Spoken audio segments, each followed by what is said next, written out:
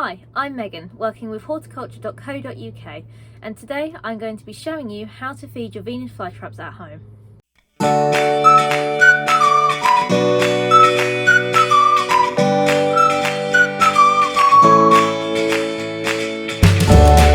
The Venus flytrap is native to North Carolina, from which it inhabits peat bogs, fens and swamps.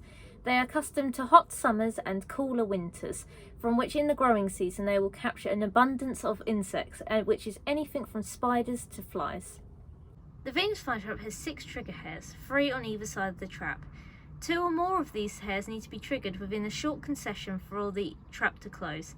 The trap is actually really smart and will determine the size of the insect and how fast it needs to close, as well as how tight it needs to shut for it to digest the insect inside. When it's sealed shut, it will release digestive enzymes which will digest the softer parts of the insect inside. After a couple of weeks, the trap will reopen, revealing the flattened carcass of the insect inside. Due to the unusual and exotic appearance of the Venus flytrap, this often means that they're mislabeled as houseplants when sold in garden centres and shops. In reality, these plants are actually incredibly hardy, and being a temperate plant means that they can be grown in an unheated greenhouse or even in a bog planter year-round within the UK. However, if access to a growing space outside is not possible, then you could also grow your Venus flytrap inside on a south-facing windowsill or even under direct bright grow lights. This means that the Venus flytrap will be unlikely to be subject to many flies within that environment, and therefore you may want to feed them yourselves. You can feed your Venus flytrap every 2 weeks or so, and you only really want to be feeding one trap at a time. It's easy to get carried away, but unfortunately many feedings will eventually lead to a lot of weakening to your plant, and in some cases can even lead to death. This is because a trap can only ever be triggered 3 times in its life before dying off. So if you feed multiple traps and multiple insects all in one go, you'll be eventually weakening that plant.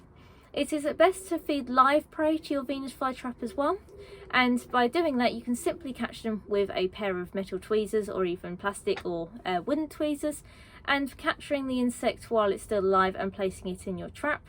This will allow the trap to have natural functions and shut naturally and also seal naturally around the insect. You can also feed mealworms and rehydrated bloodworms too, but you may want to wiggle the insect a bit more or massage the trap around the outside in order for the trap to register that there is prey there. It is also important to note to only ever feed your flytrapped insects, and to never place anything in the traps that they cannot digest. And secondly, the Venus flytrap will photosynthesize just like every other plant, and this is where they'll get a lot of their energy from. The flytraps will not die if you do not give them insects for a long period of time, and will be happy photosynthesizing just like other plants. And finally, these plants are super easy to grow and also very fascinating for people of all ages. So have fun with feeding your Venus flytrap with insects that you have at home.